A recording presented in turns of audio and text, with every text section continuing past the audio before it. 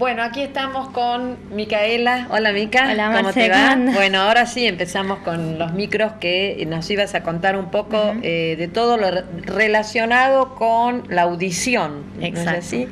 Sí. Lo primero que se me ocurre preguntarte, que me parece muy importante, es ¿qué significa hipoacusia? Bueno, la palabra hipoacusia es la disminución auditiva. Eso se refiere. Entonces, cuando uno habla de hipoacusia, habla de una persona que escucha menos. Hay distintos tipos de hipoacusia y distintos grados de hipoacusia. Es decir, nuestros oídos captan la energía acústica, el sonido, y se va transformando esa energía hasta que llega al oído interno. Entonces uno capta esas ondas sonoras, pasan a través del conducto auditivo externo, en el tímpano se mueve ese tímpano y se transforma en energía mecánica. Mueve la cadena de los huesecillos, yunque, martillo y estribo, y después esos huesecillos, el estribo se mueve una membrana y ahí se inicia el proceso de estimulación de unas células que están adentro de una membrana que está dentro de la cóclea, que es el órgano de la audición o el famoso caracol.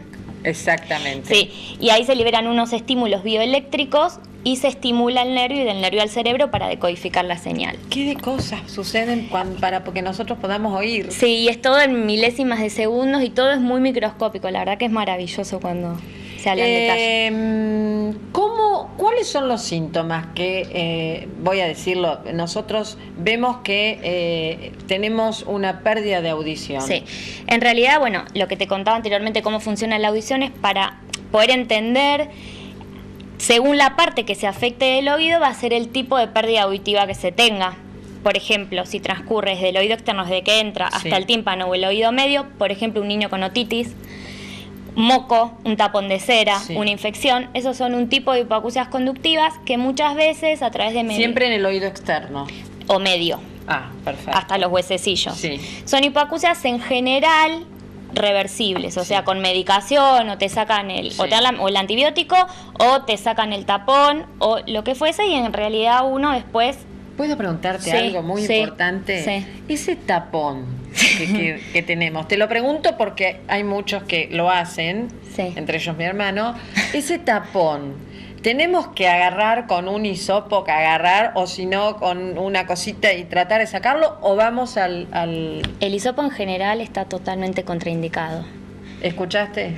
El hisopo está... ¿Por qué está contraindicado? En realidad, bueno, básicamente esto te puede hablar mejor un médico, ¿no? Sí. Pero uno con el hisopo se puede lastimar, se puede meter más adentro si tiene algo, se lo puede llevar más adentro. Entonces, en realidad lo que se puede hacer con el hisopo es secar o limpiar la parte externa del pabellón auricular. Menos eso que se pone en nada. Si vos sentís que escuchás menos, anda al especialista. Perfecto. Él te va a mirar y te va a decir qué es lo que hay, si hay algo, si no hay, pues muchas veces no se ve nada. O un tapón de cera y hay que sacarlo, o te dan pero unas no que gotitas. tratemos de sacarlo con una pincita. No. Ay, pero hay gente que lo hace. No. Hay gente que lo hace.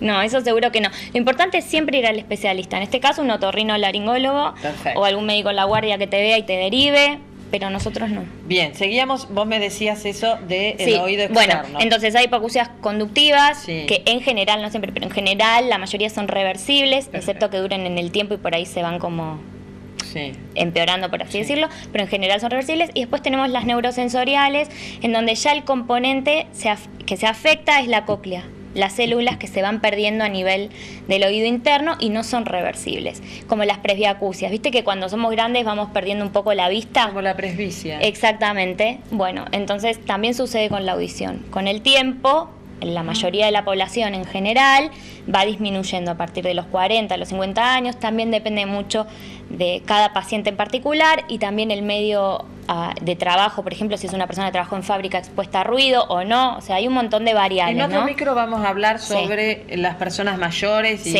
exacto. ese tipo de... Pero bueno, esos son los tipos de pérdida auditiva, los tipos de hipoacusia. Y después el grado. Hay grados leves, moderados, severos y profundos, los que no escuchan nada.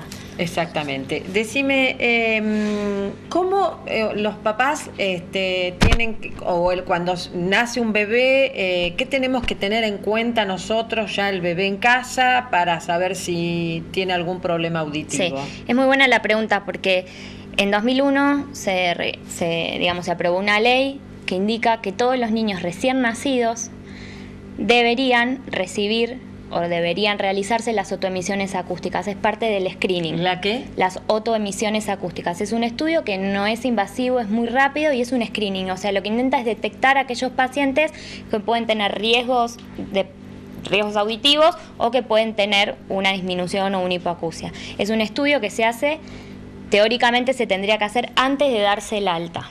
¿Sí? Entonces, hay niños que tienen riesgo de tener ciertas patologías desde el nacimiento, o la mamá tuvo ciertas patologías que pueden llegar a afectar la audición, y otros que no.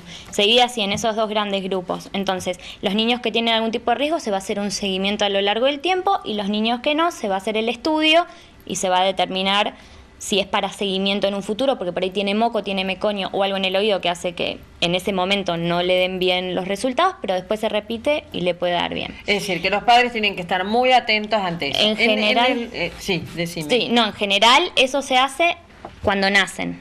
Perfecto. Bueno, vamos a dejar acá. Quiero que en el próximo sigamos con esto porque me parece importantísimo a ver qué tienen que hacer los papás ante esto. Sí.